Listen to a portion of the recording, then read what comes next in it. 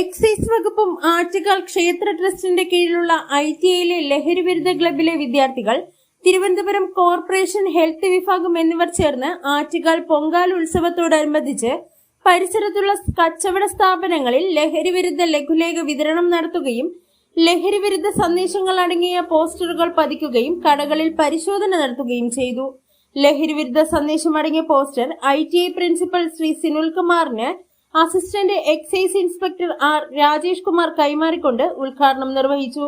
ഈ ചടങ്ങിൽ ട്രസ്റ്റ് അംഗങ്ങൾ, ലഹരി വിരുദ്ധ ക്ലബ് അംഗങ്ങൾ, വനിതാ സിവിൽ എക്സൈസ് ഓഫീസർമാരായ രജിത, അശ്വതി, പ്രിൻസിപ്പൽ സുനിൽ കുമാർ, ലഹരി വിരുദ്ധ കോർഡിനേറ്റർ ദീപ, നഗരസഭ ആരോഗ്യ വിഭാഗം senior and public health inspector Ajikumari, health ഇൻസ്പെക്ടർമാരായ Ajeesh L Stephen, Serena Salam എന്നിവരും പങ്കെടുത്തു.